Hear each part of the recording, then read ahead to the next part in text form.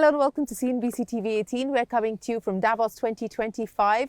While there is consensus that AI is here to stay and it is much more real than it was last year, there are still questions on the tangible benefits and how quickly we will start to see returns on investment. Joining me now here in Davos to talk about the road to AI is the CEO of Datamatics, Rahul Kanodia. Many thanks, Rahul, for joining us here in Davos.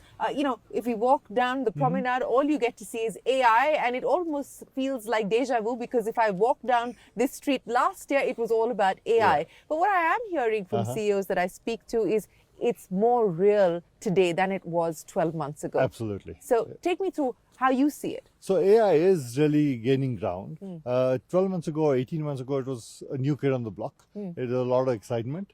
But actually, AI has been around for a while. Yeah, generative AI and the fact that the mainstreaming of it courtesy ChatGPT. Absolutely. Yeah. So it's generative AI that's the new kid on the block. Yeah. AI has been around. And what companies are now beginning to do is integrate classic AI with generative AI. And you need both of them to work together to really deliver the value. And that's happening. Also, generative AI has matured quite a bit. Right. And that's really now giving value. So we've done several projects in Datamatics for customers where we were able to significantly reduce effort or improve productivity to the tune of even 80-90%.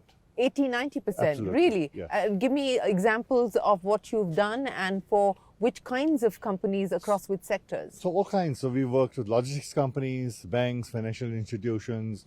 To give you one example, there's one company where they were doing 70,000 transactions per day using about 1,000 people.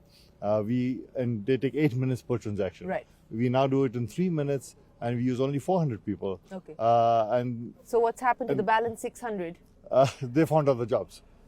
Yeah. So very few of our customers have retrenched staff. Okay. So they found other jobs within the organization. Within the organization, there's a natural attrition anyway. Right. Yeah. But essentially around productivity. Another customer, we do about 42 million pages of financial documents every year. Right. They would take 5 days typically to process. That's come down to 1 day. Okay. So consequently, they're able to launch new products because you can do a report on demand. Within 1 day, you can turn it around. Versus 5 days. So huge productivity gains. So huge productivity gains, and you're seeing that play out already. Yes. But in terms of scale, what are you now starting to see in terms of adoption at scale as well? Adoption of scale is not yet there. Okay. People are still Experimenting with it. They're still piloting it. They are flirting with the ideas. Half of them don't know where to deploy AI. So they're exploring where can we deploy Is it the conversation that the CTO is having, or is it a conversation that the CEO is having? It's a conversation that the CEO is having and the board is having. And therefore, there's a lot of pressure to somehow do something on AI. And that's the problem, because they don't have a very clear business agenda. What do we want to do? Those organizations that have been able to figure out... Is it more driven by the fear of missing out as well as valuations? Because, anything linked to AI at this point in time is extracting significant valuations. Absolutely. So it's both of those.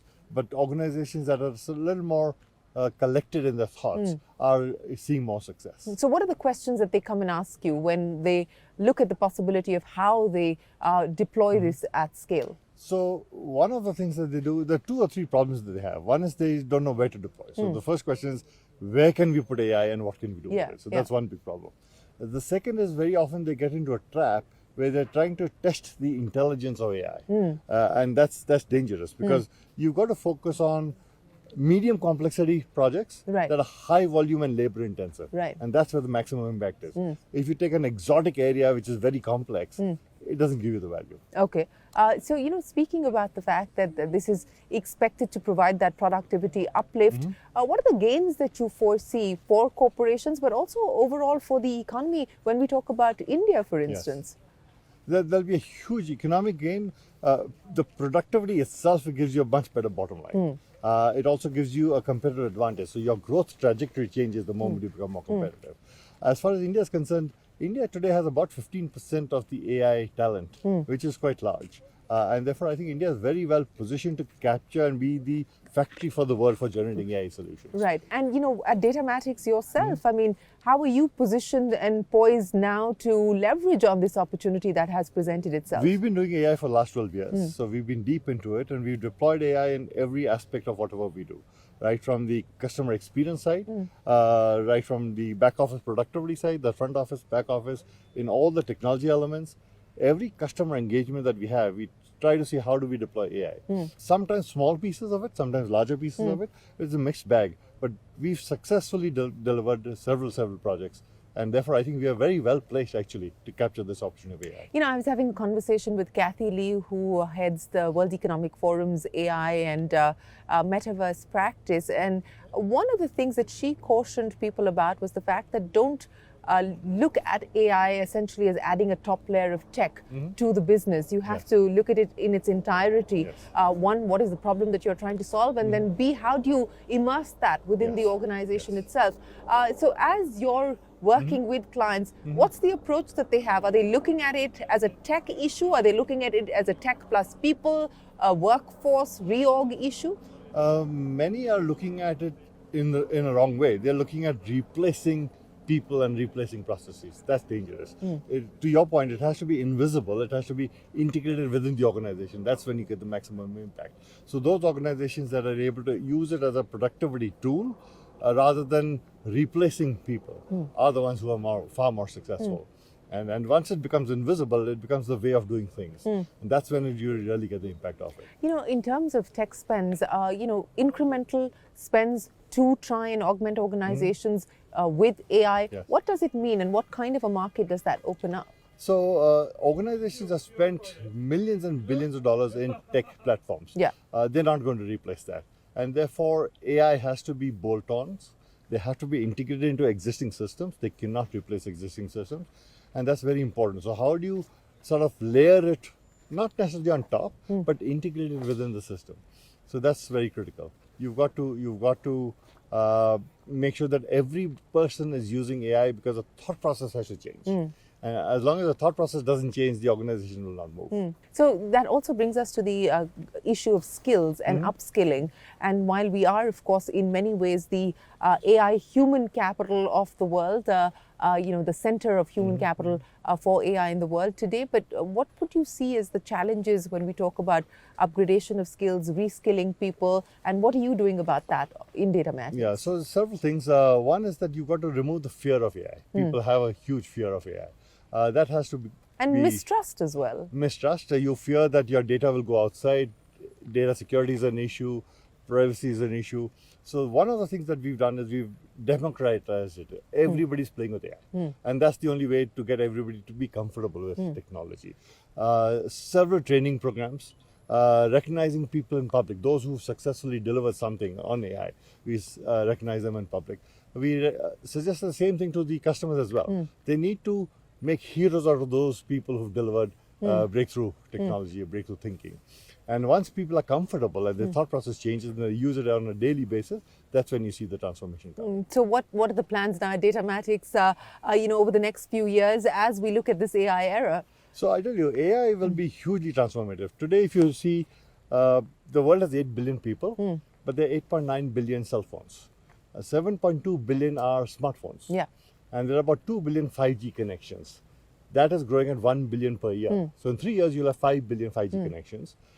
All of those are smartphones with AI on the hand. So you'll have 5 billion people walking around with an AI device in their hand. That will be hugely transformational. So the way the businesses function, the way people function, will totally transform in the next 3 to 4, 5 years. And that's when your businesses will either get disrupted and go out of business, or capture the opportunity and be hugely successful. So, but what are some of the risks that people need to be mindful of as they make this transition, as they make this journey?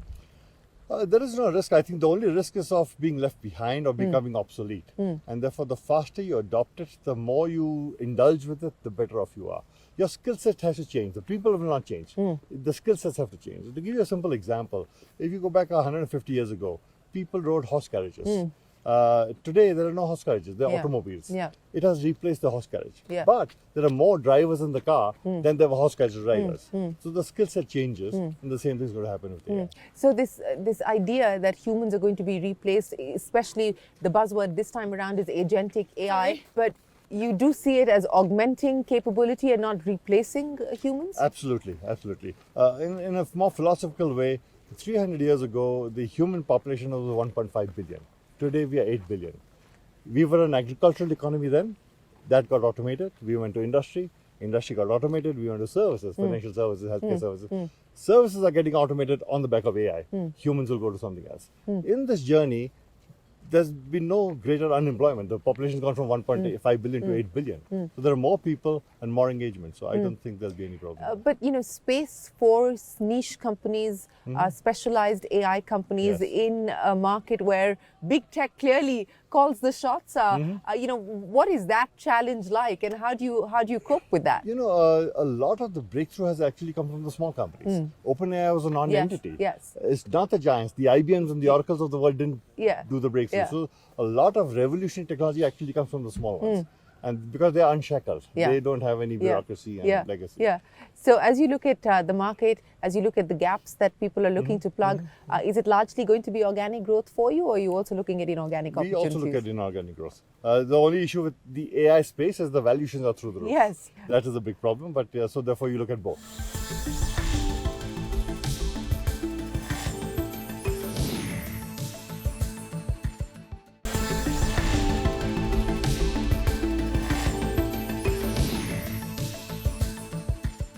So, in terms of what this does to the bottom line for you, what it does to revenues for you over the next few years, what will the business case look like? The bottom line will certainly improve. The revenues right now are, I would still a little elusive because people are still experimenting with it. Nobody's gone full blown into large projects.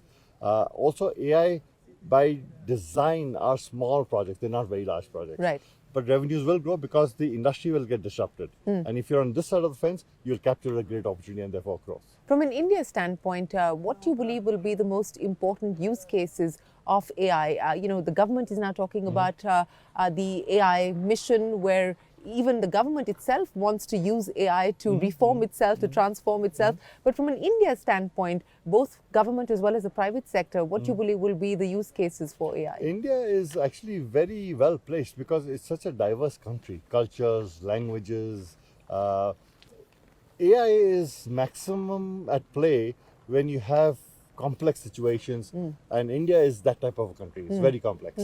And I think therefore India can leverage AI for its benefit in a huge way. Languages, integrating people, communicating with people, governments when they communicate with different populations, each one has to be unique. And given the complexities of India, I think we are very well placed for that. So we have a great opportunity, and with that experience, you can take that to the rest of the world. And therefore, we genuinely have an opportunity to be the factory for the world for AI solutions. I think, you brought up the issue of trust as well. And I think one of the concerns is around data privacy and data protection. How do you see that? Now we do have the government put in the rules. We already had the law, but the rules have now been put in place as well, and the consultation process is on. How significant will that have to be in order for us to move forward? Data privacy is an issue. I think every enterprise, every government is very seized of that matter. Given that they are seized, today we've put in enough guardrails to secure the data. So I don't think data security is any further an issue. They have been already perimeterized and protected.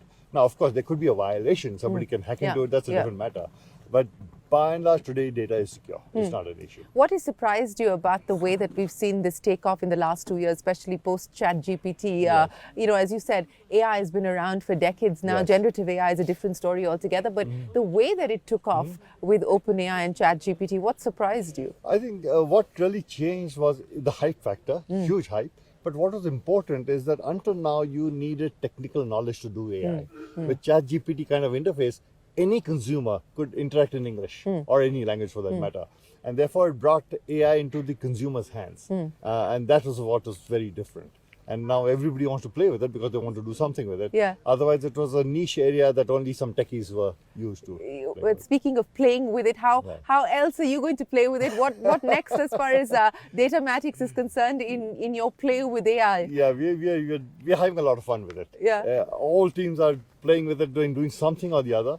At home, people do that. My kids do that. In the office, in the company, everybody's playing with AI because that's the only way to really get to the bottom of it. You know, kids play with video games, Yeah. and that's why they become experts, because Yeah. they play with it and they're Yeah. not trying to analyze it. Yeah. Well, yes, curiosity and of course the ability to learn quickly. Well, that will also have to be key. But in terms of skill sets, Yes. what do you believe will have to be the skill sets to be able to leverage this world? I think the ability to think differently. The key skill is how do you become creative and think differently, because the way it functions is not the traditional way that we work. And that's very important. I'll give you a very small example.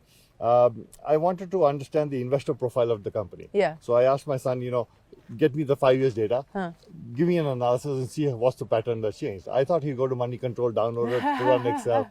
He came back in 30 seconds. I said, what do you do? He said, I use ChatGPT.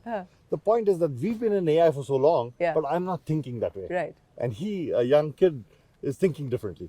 The thought process makes a difference. The thought process does in fact Yes. make the difference. So what will the future look like in the next 5 years? I mean, we're already seeing an accelerated speed of adoption. It is starting to move from pilots and experimenting to actually being deployed at scale. Do you believe that we're at a breakout point in the next 5 years, or do you believe it'll take longer? No, certainly. 5 years is too long. I think within 24 months you'll see huge breakthroughs. 12 months, maybe they're still experimenting. 24 months you'll see that. 5 years is too And long. any sectors in specific where you believe the adoption rates are higher and hence they'll be able to derive the gains faster? Typically those sectors that use a lot of information. So your insurance, banking, services, because AI is all around information. So if you go into core factories, nothing much will happen. Of course, you can design your product differently, and design is all information. Yeah. But you don't look at the traditional sectors of agriculture and manufacturing. It's more the information centric. And so India as a market for AI, what do you believe over the next 12 to 18 months? India is still a little further away, because AI is still expensive and it is not very scalable yet. And India requires a much more cost-effective solution. So I think India is probably another 12 to 24 months away before deploying it at scale. You'll have enough experiments going on, but the scalability will come a little later. The scalability will come later. Yes. How much of AI have you now started to use? Do you have a co-pilot? I mean, how are you using it No, yourself? of course, I have a co-pilot, and I dream AI. I wake up with AI. I Really? sleep with AI. Yes, because that is the core. An AI-first organization has to have AI at the core. So that's really what. Absolutely. So what is the dream then? What's the AI dream that you have for the company for the next few years? The key question is, how do we totally turn some of our customers upside down on their head? How do we transform their business models using AI? Yeah. And that's really the dream. And is there a willingness at this point in time from customers to take that kind of risk? Do they have the appetite? Most don't. No? Yeah, you're risking an existing business and turning it upside down. It's A tough one. So what's the sales pitch to convince them? So they're doing it in different pockets, and as certain departments or functions go through that process, then they suddenly say, And then if they see the benefits. yes. So So the key is to deliver the benefit first. the key is to deliver the benefit. Rahul, it's been an absolute pleasure. Many thanks for joining us here on CNBC-TV18. We wish you the very best of luck with your AI dream and your plan for Datamatics. Thanks very much for your time. Well, with that, it is time for us to wrap up the CNBC-TV18 special conversation on what it will take for companies to actually be able to derive tangible benefits, tangible value by adopting AI. And that was the Datamatics story. We will see you again from all of us here for now. Thanks very much for watching.